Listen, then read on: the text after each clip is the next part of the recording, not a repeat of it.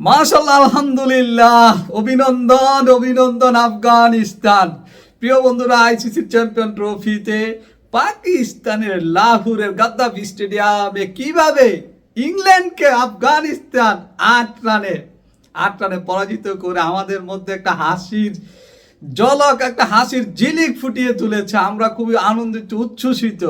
আফগানিস্তান ক্রিকেটের একটা পরাশক্তি। গত ওয়ানডে বিশ্বকাপে দেখেছেন আফগানিস্তান কিভাবে সেমিফাইনাল খেলেছিল। Wow wow wow wow!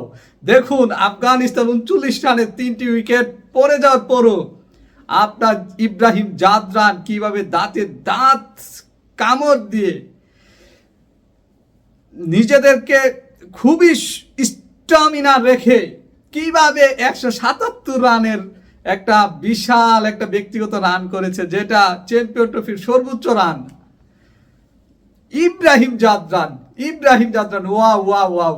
দেখুন, আজকের নায়ক আজমতুল্লাহ উমর যায় কিভাবে, দেখুন 41 রান করেছে 30 বল খেলে এবং পাঁচটি উইকেট।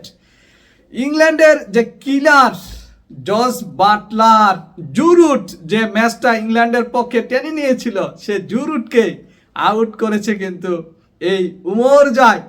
তারপরে শেষ দিকে ওভারটন যেভাবে ম্যাচটা আফগানিস্তানের হাত থেকে ছিনিয়ে নিতেছিল, সেখানেও তার দুর্দান্ত ডেলিভারিতে ওভারটন আউট হয়ে গিয়েছে।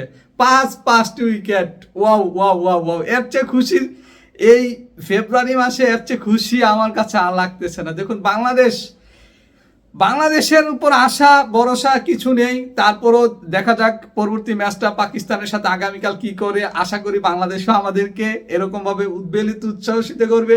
আফগানিস্তান গোন আফগানিস্তান, তোমাদের পাশে আমরা আছি ইনশাআল্লাহ। তোমরা পরের ম্যাচ অস্ট্রেলিয়ার সাথে জিতে অস্ট্রেলিয়াকে হারিয়ে ইনশাআল্লাহ আফগানিস্তান সেমিফাইনাল খেলবে।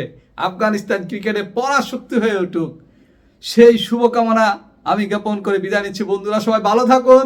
জয় আফগানিস্তান।